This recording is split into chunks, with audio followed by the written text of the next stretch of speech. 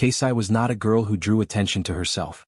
From the moment she could walk, she moved through the village with quiet purpose, tending to her chores without complaint and always ready with a small gentle smile for anyone she passed.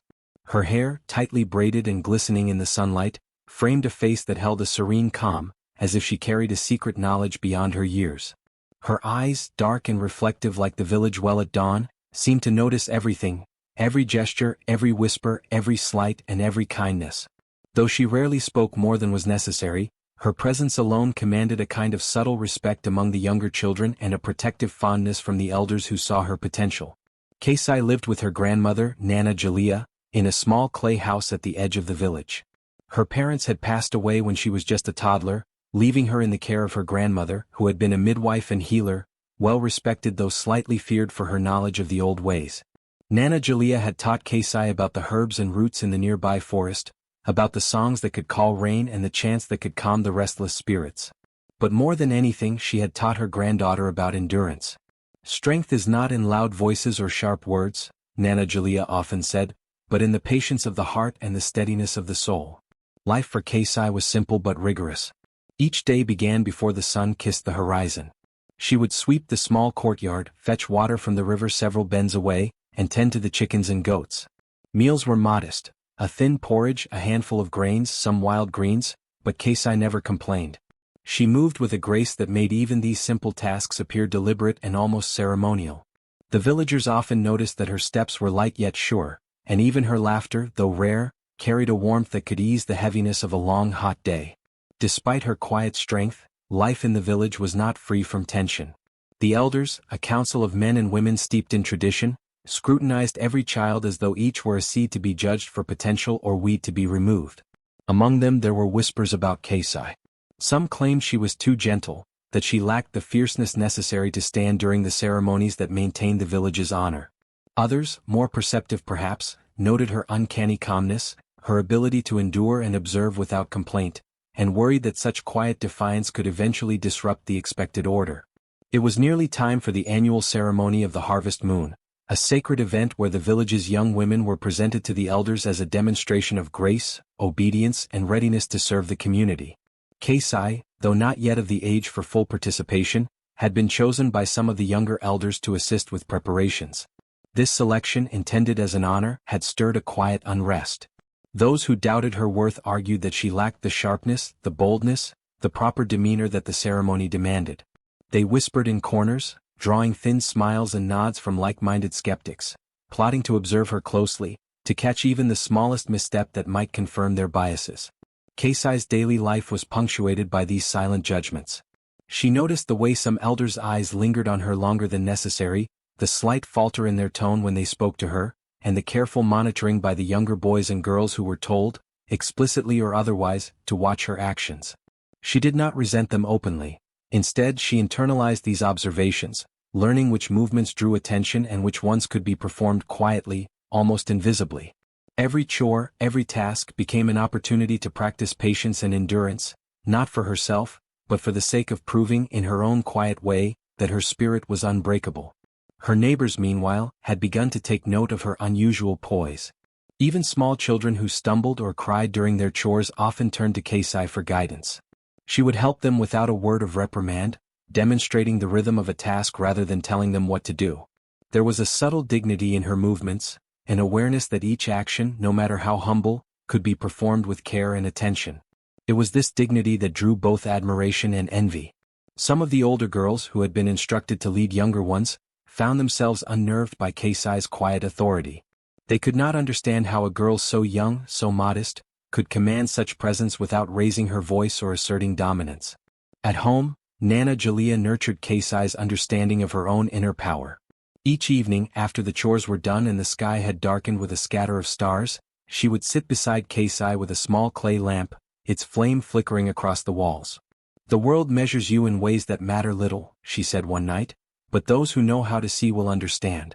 Strength is often mistaken for weakness, and patience is often mistaken for fear. But in time the truth will shine." Keisai listened intently, absorbing every word, letting it take root in the depths of her heart. Even in her solitude, Keisai found joy. She loved the small things, the cool touch of river water on her feet, the chirping of crickets as night fell, the soft glow of fireflies dancing through the fields. These moments, brief and easily overlooked, sustained her more than any words of praise or recognition. It was in these quiet spaces that she cultivated her patience, her resilience, and her understanding that suffering was not always meant to break one, but could sometimes illuminate hidden strength. As the day of the harvest ceremony approached, Keisai's life became a delicate balance between routine and anticipation. The village elders watched her with a mixture of skepticism and curiosity. They whispered among themselves, debating whether her humility would hold under scrutiny or whether her soft nature would falter in the eyes of the people. Keisai felt the weight of their judgment, but she did not let it alter her behavior. She moved through her daily tasks as always, attending to her duties, helping the younger children, and keeping her mind quiet and focused. Though the elders' doubts lingered, others began to notice subtle shifts. The way Keisai carried herself, the way her calm eyes met each gaze, and the quiet authority she exuded began to challenge the preconceived notions of the villagers. The seeds of respect were sown quietly, almost imperceptibly, and yet there was a growing sense that Keisai, though underestimated, carried a power of her own, one that would reveal itself in ways the village could scarcely imagine. And so, as the moon crept toward the night of the ceremony, Keisai stood on the edge of her small courtyard, looking toward the hills beyond the village. She felt the cool wind brush her skin, felt the pulse of life in the earth beneath her feet, and understood in a way beyond words, that her quiet strength, her resilience, and her humility would carry her through whatever trials awaited. The elders could doubt her. The village could whisper. But Keisai's spirit was unyielding, ready to face the coming day with courage that glowed, even before the first moonlight touched her bones. The morning after Keisai's selection to assist with the ceremony began with an air of unease. The elders had convened early, their voices low but tense, discussing the proper preparation for the chosen girl. It was a tradition, they said, that those selected must demonstrate discipline, purity, and endurance. In practice, however, this discipline often took the form of harsh and cruel measures, and Keisai, young and untested, was about to discover the full weight of their judgment. By dawn, she was summoned to the center of the village square, where a small crowd had already gathered. The elders sat on raised platforms, their faces stern and immovable. Keisai approached with careful steps, her heart steady but her stomach twisting. She could feel the eyes of the villagers upon her, some curious, some judgmental, and some outright hostile. A shiver ran down her spine as one of the senior elders, a woman with a voice like gravel, spoke the words that would mark the beginning of her trial. "You shall fast until the ceremony. Only those who endure hunger with grace shall be deemed worthy." Though the statement seemed simple, its implications were cruel. Keisai understood that she would receive nothing but water until the ritual was complete. No food, no comfort, no respite from the gnawing emptiness that would slowly take hold of her body. The villagers murmured among themselves, some offering sympathetic glances, others smirking with satisfaction at her impending struggle. The younger children, who admired her quietly from afar, looked on with concern, sensing the injustice but powerless to intervene. From that moment, Keisai's days were marked by a relentless battle against her own body. Her stomach twisted constantly, reminding her of the absence of nourishment. Her energy waned and simple tasks became exercises in endurance. She fetched water, swept the courtyard, and tended to the small animals that shared her grandmother's home, all while her body whispered demands for sustenance she could not give it. The elders' instructions were clear. No deviation, no complaint, no sign of weakness. Isolation accompanied her hunger. Keisai was no longer allowed to eat with the other children or share in even the simplest communal meals. She sat alone on a thin mat, often under the glaring sun or the chill of the evening wind, her gaze focused on the distant hills or the ground at her feet. The elders visited periodically, observing her silently, measuring her endurance with unspoken criteria. Every glance, every whisper, added to the weight of humiliation she carried. To be watched constantly while suffering a hunger that others did not share was a cruelty beyond the simple deprivation of food. The physical effects were immediate and punishing. Her limbs grew leaner, her skin slightly pallid, and the muscles that had carried her with such ease began to tremble under the strain of weakness. She felt dizzy at times, her heart pounding with the exertion of even minimal movement. Yet, despite the pain, Keisai refused to allow her mind to dwell on despair. She reminded herself of her grandmother's teachings, that strength was not measured by outward comfort but by inner resilience. Every pang of hunger became a test of her will, every twinge of weakness a lesson in patience. The elders' methods were not limited to withholding food. They used the ceremony as a psychological tool, ensuring Keisai remained aware of the eyes upon her. Villagers were instructed to approach her with small taunts or to comment on her waning energy. "Will she even stand at the ceremony?" one whispered, while another added, "Perhaps she is too weak to fulfill her duty." Each remark, each glance, was designed to chip away at her spirit, to see whether the fear of humiliation would bend her into compliance. Keisai endured, not through denial or resistance but through focus. She found strength in remembering her grandmother's voice, the soft incantations, the songs that once spoke of endurance and inner power. When her stomach roared in protest, she visualized herself surrounded by the gentle light of the moon, imagining its silver glow filling her veins with warmth and energy. She recited the herbs' names in her mind, remembering their uses, their power to heal and sustain. In these quiet meditations she discovered a reserve of strength that seemed almost otherworldly, a calm that settled her spirit even as her body ached. The elders observed this composure with mixed reactions. Some were incredulous that such a frail figure could withstand the trial without fainting or breaking into complaint. Others grew wary, sensing that Keisai's quiet endurance might carry a power they did not yet understand. The longer she survived, the more she began to challenge, subtly, the authority they believed they wielded over her. Each day she fasted became a silent testament, a demonstration that her spirit was unbreakable, even when her body was weak. The hunger, however, was relentless. By the third day, her hands trembled as she carried water. Her head felt light, almost as if it might float away with a careless breeze.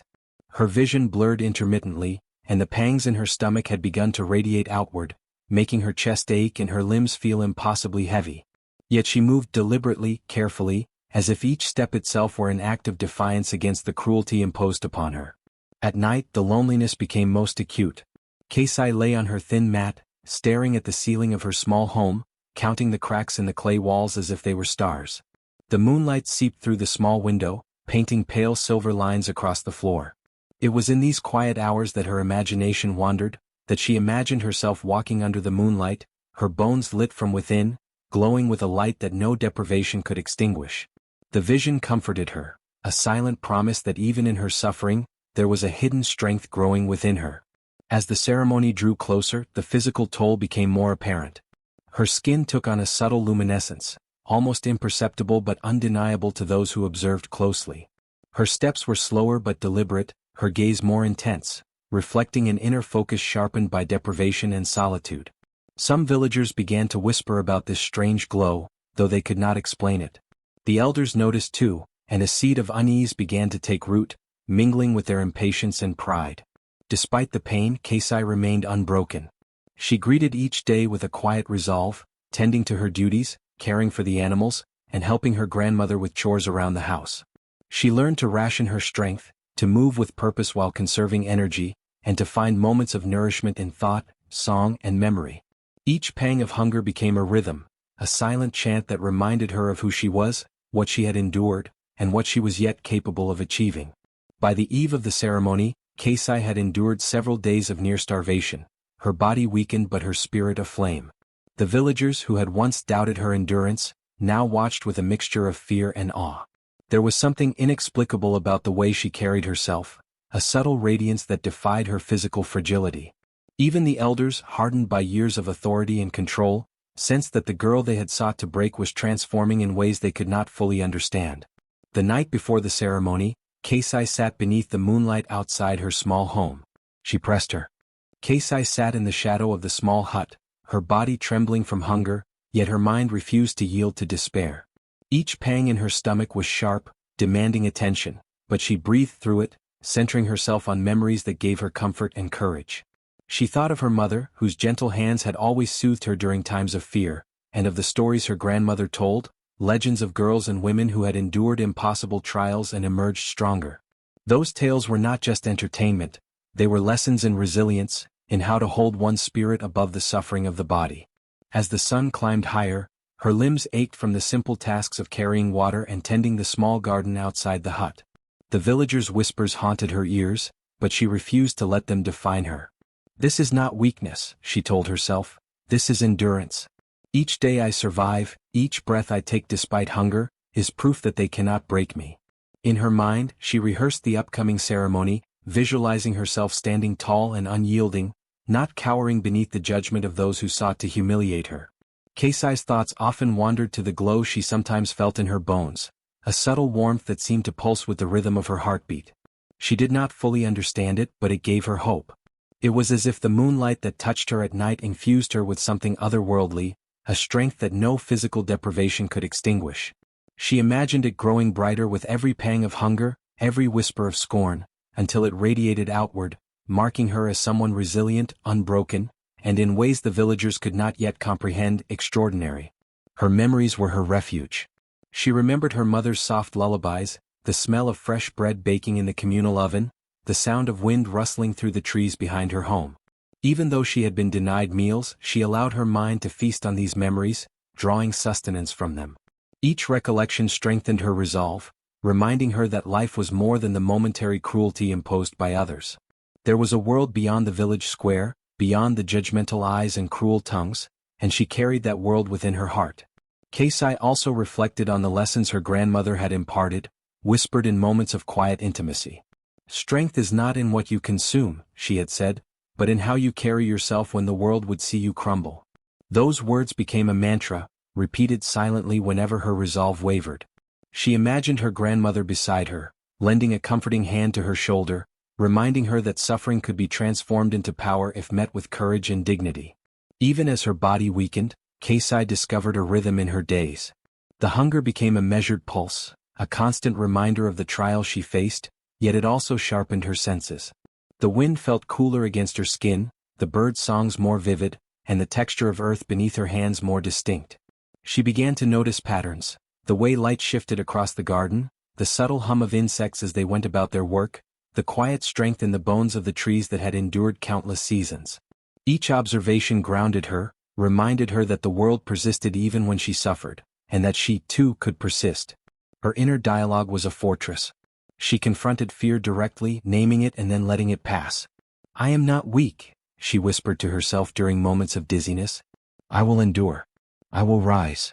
She imagined herself standing under the moonlight during the ceremony, her bones glowing, her presence unshakable.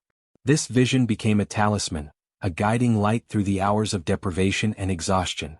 It reminded her that even when stripped of food, even when mocked and isolated, she possessed a power invisible to others but deeply real to her. Keisai's resilience was not just mental, it was spiritual. She began to feel a connection to the world around her, a quiet harmony that seemed to support her when no one else would. The moonlight, the cool breeze, the whisper of leaves through the branches, all these small elements became companions, reassuring her that she was part of a larger design. Each breath she took felt infused with meaning, as though her very existence had a purpose that transcended the cruelty of the present moment. By the end of the day, as the village quieted and the sun dipped below the horizon, Keisai's spirit felt fortified despite her weakened body. Hunger still gnawed at her, but it no longer dominated her thoughts. She had cultivated patience, clarity, and a quiet determination that would see her through the trial ahead.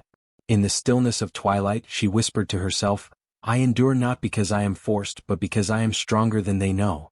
My light will shine and nothing they do can dim it." In this way, Keisai's inner strength became her sustenance. The body might falter, but the spirit remained unshaken, carrying her through each day of suffering, preparing her for the moment when her hidden power, manifested in her glowing bones beneath the moonlight, would finally be revealed to all.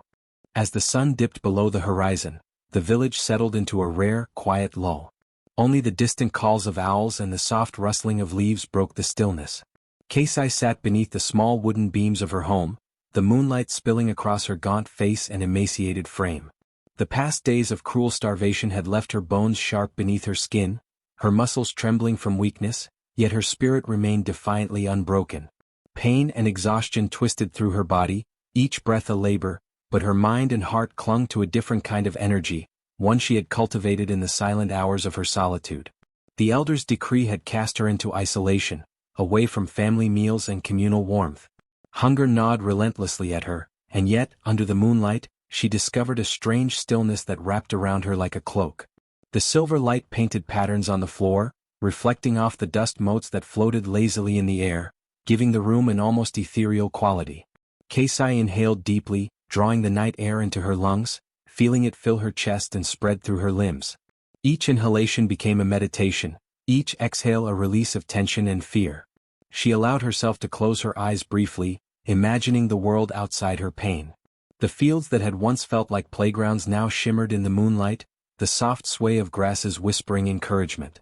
The trees along the village edge appeared as silent guardians, their leaves catching and refracting the moonlight in delicate patterns that seemed almost alive. Keisai focused on the rhythm of nature around her, the distant babble of the stream, the occasional crackle of night insects, and the gentle sigh of the wind through the branches.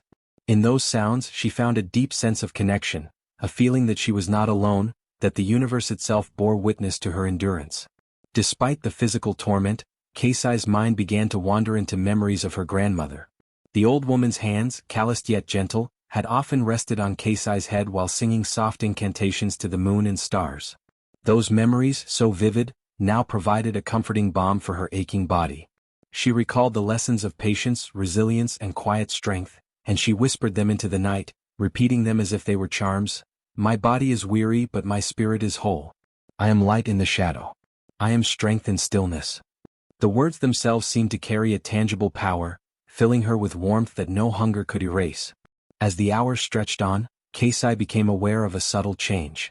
The cool air of the night seemed to kiss her skin differently, wrapping around her in a protective embrace rather than merely brushing past.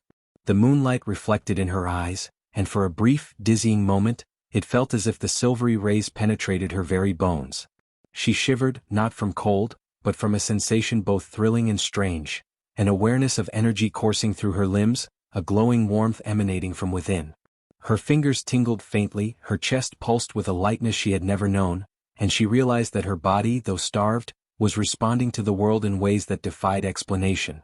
Keisai's thoughts turned to the ceremony which would occur at dawn. She could feel the anxiety building in her stomach, mingling with the persistent ache of hunger. But she refused to let fear dominate her.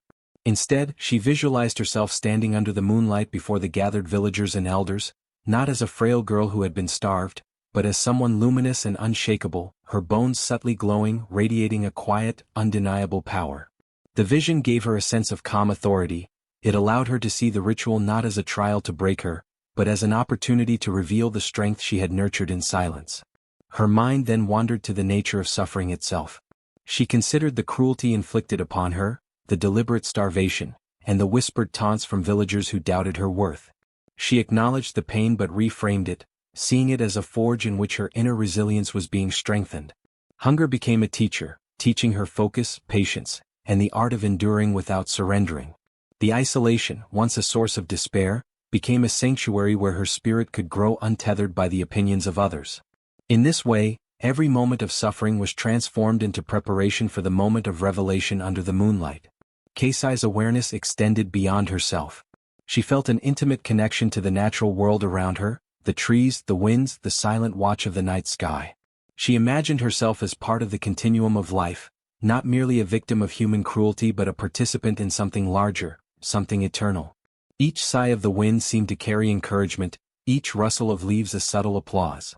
She imagined her ancestors standing nearby, unseen yet present, whispering words of courage into her mind, affirming that the endurance of the body was temporary, but the resilience of spirit could transcend generations. The pain in her stomach grew sharper as midnight approached. Each movement caused her limbs to ache, but she had learned to move deliberately, conserving her strength while honoring her body's limits. She sat cross-legged, her hands resting on her knees, focusing on her breathing, grounding herself in the rhythm of inhale and exhale. The moonlight seemed to respond to her meditation, brightening as if to illuminate the contours of her body, outlining the fragile yet determined frame of a girl transformed by suffering into something extraordinary. Keisai's thoughts also turned inward to her sense of identity. She reflected on who she was beyond the hunger and humiliation, beyond the judgmental eyes of the elders. She was a daughter of her family, a granddaughter of a wise woman who had taught her the sacredness of patience and endurance, and a child of the moonlight itself, bathed in its silver glow. She understood that her value was not determined by the perceptions of the village but by the quiet strength she nurtured in secret. Each pang of hunger became a reminder not of deprivation but of the power she could claim through steadfast resolve. As the hours slipped closer to dawn, Keisai felt her connection to the moon and the natural world deepen. She visualized the transformation she had sensed earlier, imagining her bones glowing faintly beneath her skin, a luminous reminder of inner fortitude and mystical resilience. This vision was no longer just an image in her mind, it was a living certainty, a presence that coursed through her muscles and bones, infusing her weakened body with energy that was not purely physical but spiritual. She realized that the trial imposed by the elders was no match for the strength that had quietly grown within her. Finally, as the first hints of dawn brushed the horizon, Keisai remained seated beneath the moonlight, her body weakened but her spirit radiant. She had endured hunger, humiliation, and isolation, yet emerged with a clarity and power that few could understand. She rose slowly, feeling the subtle glow beneath her skin, the energy that the moonlight had awakened now ready to reveal itself to the world. Though the village slept unaware, Keisai was transformed. In that quiet night of meditation and suffering, she had become more than a girl awaiting ceremony. She had become. The night of the ceremony approached with a tense stillness, the village holding its breath in anticipation of Keisai's appearance. She had spent hours in solitude, every pang of hunger, every shiver of weakness, sharpening her awareness of the strange latent energy that had begun to stir within her. The moon rose higher in the sky, casting a silver light that seemed to penetrate not just the earth and stone of the village, but the very marrow of her bones. Keisai felt it first as a tingling warmth in her hands and feet, subtle at first, then expanding through her limbs like a slow, creeping flame. Each nerve seemed alive, resonating with a vibration she could neither name nor resist. Pain and deprivation, which had dominated her every thought, began to transform into something wholly different. Where once hunger had been a cruel master, it became a catalyst for change, focusing her mind on her inner strength. Her chest rose and fell in steady, deliberate breaths, each inhalation drawing the moonlight deeper into her, each exhalation spreading the energy throughout her frame. She felt her spine straighten, muscles tighten with a controlled tension, and bones beneath her skin begin to emit a faint, ethereal glow. It was subtle at first, a silver shimmer under her wrists, a ghostly reflection along her collarbone, but soon it spread, illuminating her body like the delicate veins of light tracing her form. Keisai marveled at the sensation. The glow was not painful, it was warm, comforting, and alive, as if the universe itself had infused her with a quiet, undeniable power. She moved her fingers slowly, flexing them, and watched the light ripple across her joints, pulsating in harmony with her heartbeat. The transformation was not merely physical, it was spiritual. She felt connected to the moon, to the night, and to something larger than herself, an ancient energy that had perhaps always existed, waiting for her endurance to awaken it. Her mind drifted to the suffering she had endured, the starvation imposed by the elders, the whispering doubts of the villagers, the isolation that had felt like an endless prison. And yet, in that moment of awakening, she realized that every pang of hunger, every insult, every shiver of weakness had been part of the crucible that forged this power. Pain had become illumination, suffering had become strength. The glow beneath her skin was not just a light for others to see, but a testament to the resilience she had nurtured in silence. As Keisai rose to her feet, she felt the ground beneath her respond in subtle ways. The earth seemed to hum beneath her, the air around her vibrating gently, almost as if the natural world recognized the extraordinary energy now coursing through her. Shadows of the trees danced longer and brighter in the moonlight, and the silver glow of her bones reflected faintly upon the leaves. She lifted her hands, feeling the light extend through her fingers, the tips glowing with an almost imperceptible shimmer. The air itself felt heavier, charged with anticipation, as if the village and the night sky were both witnesses to her emergence. Her reflection in the small pool outside her hut caught her attention. In the pale, shimmering surface, she saw herself not as a starving, fragile girl, but as a figure luminous and extraordinary. Her eyes sparkled with an inner fire, the glow of her bones hinting at a power that no one could have imagined. The transformation was subtle enough to seem mystical, ethereal enough to be mistaken for magic, and yet wholly natural in its awakening. She understood, with a clarity born of suffering and meditation, that this power had always been within her. It was simply waiting for the trials to reveal it. Keisai's heartbeat quickened as she felt a new confidence rise within her. She was no longer merely a victim of cruelty, but an embodiment of endurance and hidden strength. Every movement she made was deliberate, each step a careful assertion of the energy within her. The glow traveled up her legs, illuminating the muscles beneath her skin, creeping through her torso and finally into her shoulders and neck. By the time she tilted her head to the sky, her bones glimmered faintly under the silver light, a soft but undeniable radiance that pulsed with her own rhythm. Even the wind seemed to respond, stirring in gentle gusts that carried the scent of night blooms and fresh earth. Keisai felt it brushing against her glowing frame, lifting her hair slightly, circling around her as if acknowledging her emergence. She closed her eyes, feeling the resonance of power in every part of her being. The sensation was intoxicating, not in a way that would make her reckless, but in a way that made her acutely aware of the harmony between her inner strength and the natural world. She felt the pulse of the earth beneath her, the gentle gravity of the moon above, and the flow of unseen currents that connected all living things. Keisai's thoughts turned toward the ceremony that would soon take place. She had been marked for humiliation, starved to weaken her presence, but now she felt ready to face whatever awaited her. The glow beneath her skin, subtle yet undeniable, was her armor and her declaration. It spoke of resilience, of the power that comes from patience and suffering, and of the spiritual awakening that had been nurtured through her endurance. She knew that when she stepped into the ceremonial grounds, her radiance would not merely be a spectacle, it would be a statement that cruelty could not diminish, that strength could arise from deprivation, and that hidden power often revealed itself in the quietest, most painful trials. Her meditative focus deepened as she prepared for the final moments of solitude before the dawn.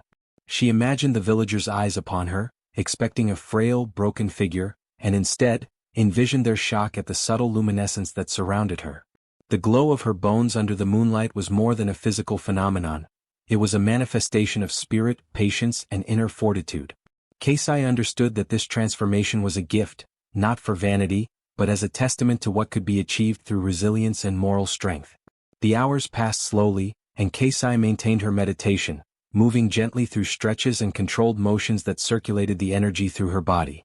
Her bones seemed to respond to her intent, glowing brighter when she focused, dimming slightly when her attention wandered, a feedback loop of power and consciousness. She realized that this awakening required both awareness and discipline, a delicate balance between accepting the gift and directing it. It was not simply a miraculous change, it was a responsibility, a call to embody the strength that suffering had awakened. By the time the first hints of dawn crept over the horizon, Keisai felt a profound connection to the world around her. She was both herself and something greater, a conduit for energy that responded to endurance and moral clarity. The glow under her skin had stabilized into a gentle, steady radiance, subtle enough to remain unseen from a distance but powerful enough to be felt by those in proximity. She could sense the potential of that power to inspire awe, command respect, and shift the perceptions of those who had sought to diminish her. As the night waned and the ceremonial day approached, Keisai rose once more, steady and poised. Her bones glowed faintly beneath her skin, a secret light that marked. The morning of the ceremony arrived with a tense stillness that hung over the village like a heavy veil. Villagers began to gather in the central square, their eyes darting toward the ceremonial platform where Keisai would be presented.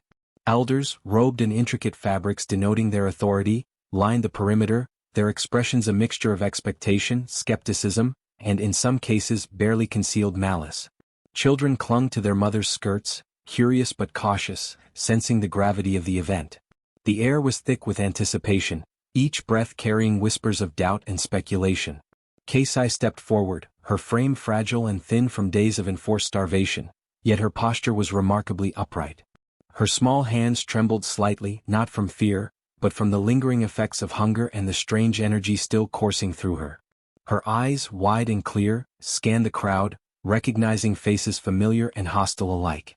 There were those who had mocked her, doubted her, or actively sought to diminish her, and others who quietly hoped she might rise above the cruelty. At first, the villagers only noticed her gaunt frame, the hollows of her cheeks, and the visible strain of malnutrition. Some murmured under their breath, pitying her for her weakness. Others felt a flicker of triumph, believing the ceremony would affirm the elder's judgment and her low status.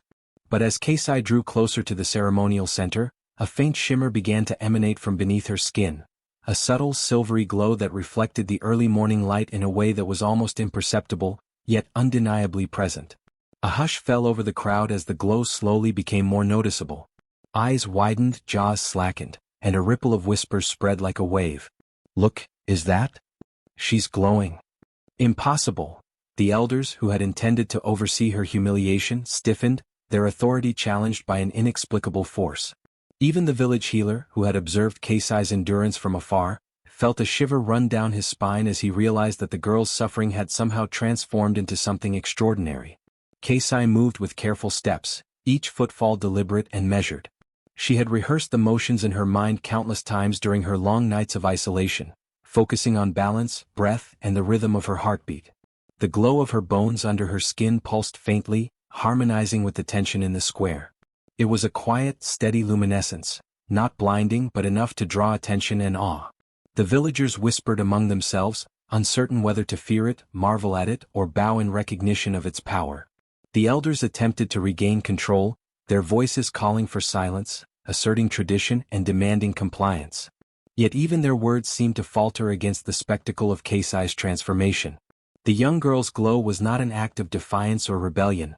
It was a natural manifestation of her resilience, patience, and the spiritual energy awakened by her trials. Those who had once dismissed her as weak and unworthy now found themselves confronting a presence that transcended ordinary understanding. Keisai's heart beat steadily, each pulse sending a subtle radiance through her arms and legs. She could feel the collective gaze of the villagers upon her, weighing her, questioning her, seeking to define her in terms they understood. Yet she knew that this glow was beyond their comprehension. It was a testament to endurance, inner strength, and the hidden potential that hardship had cultivated within her. She did not seek to frighten or dominate. She simply existed as she had become, luminous under the quiet blessing of the moon and the crucible of her suffering. The crowd's reaction shifted from disbelief to awe. Some villagers instinctively stepped back, uncertain whether to approach or withdraw. Others leaned forward, drawn by a mixture of fear and fascination. Children whispered excitedly to one another, sensing the extraordinary even before fully understanding it. For the first time, Keisai was not a figure of pity or derision, she was a living embodiment of something greater, a symbol of transformation and unyielding spirit. Even the skeptical elders, their hands folded and expressions stern, could not hide their astonishment. Their attempts to command the ceremony faltered. Their authority diminished in the face of a power they could neither explain nor deny. Keisai's glow, subtle yet undeniable, made it impossible to continue the event in the manner they had intended. Whispers of reverence replaced the murmurs of judgment, and a tentative awe settled over the square like a mantle. Keisai took her place at the center, the glow radiating softly through her bones, casting delicate shadows on the ground. Her face, though pale and worn from hunger, carried a serene determination that silenced much of the crowd. She closed her eyes briefly, grounding herself in the energy that now defined her, feeling the subtle rhythm of her own power, and preparing for the ceremonial rites that would now unfold under a light of her own making. As the villagers looked on, Keisai's appearance transformed the ceremony from one of intended shame into an extraordinary testament of resilience and hidden power. The fragile, starved girl they had expected to witness had become a luminous figure of wonder, her bones glowing faintly under the early morning light, a living reminder that strength, dignity, and inner power could rise from the harshest of trials, illuminating the world around her. The glow that emanated from Keisai's bones under the soft light of dawn spread through the village square like a ripple across still water. For the villagers, the sight was both mesmerizing and terrifying, a spectacle that defied every story they had ever been told and every lesson they had been taught. Mothers clutched their children closer, whispering hurried warnings, unsure whether to marvel at the girl or fear the unknown energy that seemed to radiate from her very body. Fathers furrowed their brows, wrestling with a mixture of curiosity and dread, as the natural order they believed in appeared to bend before their eyes. Whispers and murmurs carried through the crowd like an undercurrent, a tapestry of awe, fear, and disbelief. "It's a blessing," some said in hushed tones, voices trembling with excitement. "No, it's a curse," countered others, eyes wide, glancing at their neighbors for validation. The children, unburdened by fear yet sensing the weight of the moment, pointed and gasped, their small voices lilting with wonder. Some dared to inch closer, compelled by curiosity more than comprehension, wanting to see if the glow would reach out to them, touch them, or vanish if they got too near. The elders, traditionally the keepers of knowledge and authority, felt the stirrings of unease in their hearts. Their own teachings had never accounted for such a manifestation. A humble, starved girl suddenly radiating a light that was neither fire nor flame, neither spirit nor illness, but something that seemed alive, breathing with her. They exchanged glances, silent debates flickering across their stern faces. Some thought of old prophecies, stories half forgotten, that spoke of those who endured suffering with pure hearts and emerged touched by unseen forces. Others, steeped in superstition and fear, whispered about omens and wrathful spirits, imagining consequences they could not foresee. Even the most skeptical villagers found themselves drawn into an uneasy fascination. Men who prided themselves on their strength and knowledge could not hide their awe, staring with wide eyes as the subtle light traced the contours of Keisai's thin frame. Women who had once whispered behind her back about her insignificance, now saw a beauty and power that transcended the mundane. Each flicker of glow along her bones was like a heartbeat of something greater, a reminder that human endurance could transform into something beyond understanding. Amid the crowd, the younger generation felt a complex swirl of emotions. Teenagers who had previously mocked Keisai in secret were struck silent, uncertain whether to hide their shame or marvel at her resilience. Even those who had been her harshest critics were forced to reckon with the possibility that she had been chosen, in some mysterious way, to carry a power that none of them could claim. Their whispers carried awe and confusion in equal measure, questions bouncing from one to another. How can this be? Was it her hunger? Or is she truly blessed? The village healer, standing slightly apart from the main gathering, studied Keisai with a mixture of professional curiosity and personal concern. He noted the faint warmth of the light, the rhythm that pulsed in harmony with her heartbeat, and the way the glow seemed to ebb and flow like a tide, responding to her inner strength rather than the whims of the sun. He could not diagnose it by any measure he knew, yet he felt a deep reassurance. This light was not malevolent, nor was it destructive. It was protective, a sign that Keisai's endurance and spirit had somehow transmuted suffering into something luminous. Fear and reverence intertwined in the villagers' reactions. Some instinctively stepped back, unwilling to challenge what they could not understand. Others felt compelled to kneel or bow, a mixture of respect and instinctive humility washing over them as if some ancient, unspoken law demanded acknowledgement of the girl's power. Eyes that had once judged her harshly now softened, filled with wonder and uncertainty, as though they glimpsed a truth too profound for words. At the same time, skepticism lingered. A few villagers muttered accusations under their breath, clinging to old beliefs about curses, misfortune, and dark magic. Yet even these murmurs carried a tremor, betraying the awe they could not deny. The glow from Keisai's bones illuminated not only her physical form but also the unspoken recognition of potential and resilience within every onlooker. Keisai herself, sensing the mixture of fear and wonder around her, remained calm. She understood that her glow was not meant to intimidate or punish, but to reveal the strength born from endurance, humility, and quiet courage. The villagers' reactions, whether of awe or fear, were natural. They had never encountered anything like her. And in their eyes she saw the beginning of a transformation, not just in herself, but in the collective heart of the village. By the time the first rays of the sun touched the square, the crowd had settled into a tentative, respectful silence. The whispers of fear had not vanished, but they were now tempered by reverence and curiosity. Keisai's glowing bones had become a living symbol, a reminder that true power could emerge from suffering, that resilience and inner strength could shine through even the darkest trials. And though the villagers did not fully understand it yet, the memory of this moment, the mix of fear and wonder, would linger for generations, shaping their beliefs and stories for years to come. The villagers could scarcely believe what they were witnessing. Keisai's luminous bones were no longer just a strange anomaly. They had begun to radiate a warmth and steadiness that seemed to pulse in harmony with the rhythm of the natural world. Her glow shimmered softly under the pale morning light, delicate yet undeniably present, touching every stone, every patch of earth in the square. The elders, still recovering from their earlier failure to control her, began to notice something even more profound. The glow was not merely a reaction to her suffering, it was a sign, a connection to a lineage, a legacy older than any of them could fully remember. The healer, who had been observing quietly from the edge of the crowd, stepped forward cautiously. His hands, once steady with confidence, trembled as he studied Keisai. "This is no curse," he murmured almost to himself. "This is a blessing, a mark of endurance, of spirit, of ancestral connection. She is not harmed by the trials imposed upon her, she is strengthened, made luminous by her resilience." The words carried across the square, reaching ears that had long doubted Keisai's value. Murmurs of agreement and awe began to spread among the villagers, punctuated by a few cautious nods from the elders. As the understanding grew, the villagers' perception of Keisai began to shift. Children who had once whispered cruel nicknames now looked upon her with curiosity tinged with reverence. The women who had questioned her worth began to see the beauty of her endurance, the quiet power that had been cultivated through hardship. Even the men who had doubted her strength could not avert their eyes, sensing an ancient presence in her calm demeanor and glowing form. The elders, forced to re-evaluate their position, called the villagers to gather closer, insisting that all attention be given to the girl who had been so misunderstood. Keisai's eyes met theirs, steady and unflinching, conveying both humility and authority.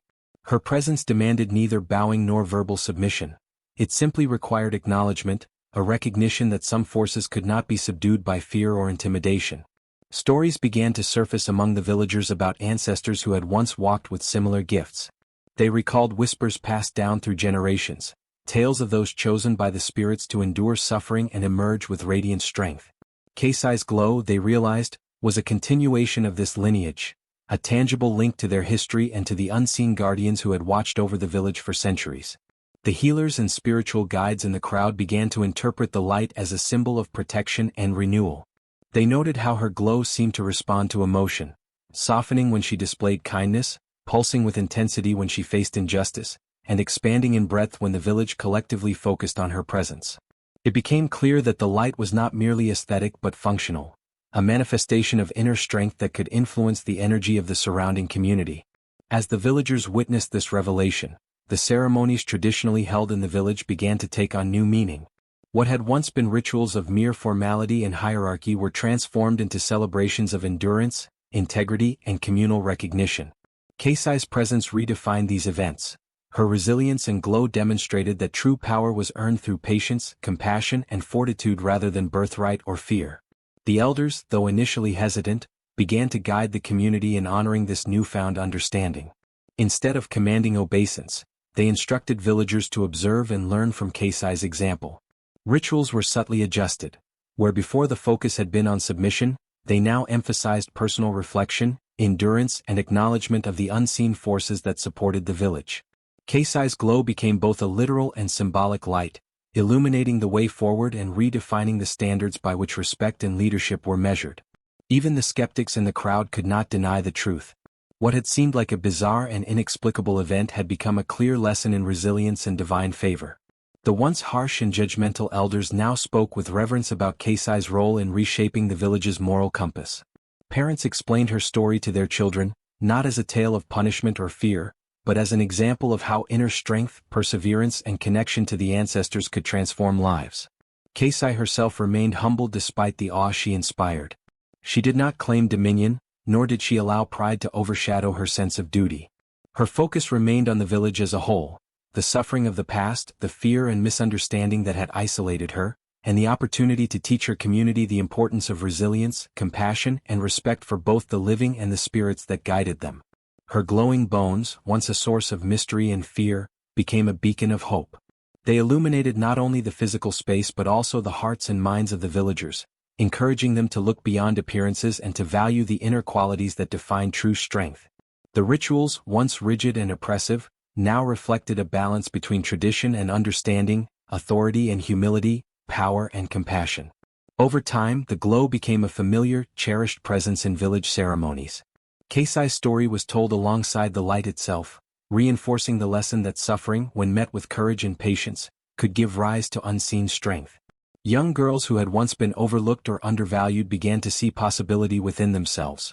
The village as a whole grew more empathetic and mindful, learning to honor endurance as much as obedience. By the end of the week, the initial awe and fear had transformed into a deep respect and quiet celebration. Villagers offered soft praises, not in servitude, but in acknowledgement of the power of perseverance and spiritual connection. Elders no longer approached Keisai with the intent to command but to learn, understanding that her presence was a living bridge between the human and the ancestral, the temporal and the eternal. Through her glow, Keisai's identity as a child of resilience, chosen by unseen forces, became indisputable. The village had learned a profound lesson. True strength emerges from adversity, and those who endure with grace and humility are often the vessels through which communities are transformed. Keisai's mystical illumination was not only a personal blessing but a collective gift, one that forever altered the way the village viewed power, honor, and the sacred threads connecting past, present, and future. Her presence, radiant and steady, ensured that the memory of her endurance, the miraculous glow of her bones, and the lessons drawn from her trials would endure for generations. From that day on, no child, elder, or visitor could witness her without being reminded that resilience, integrity, and the quiet courage to endure suffering were the true measures of strength. The village had been changed and Kaysai's light had become both its heart and its guide.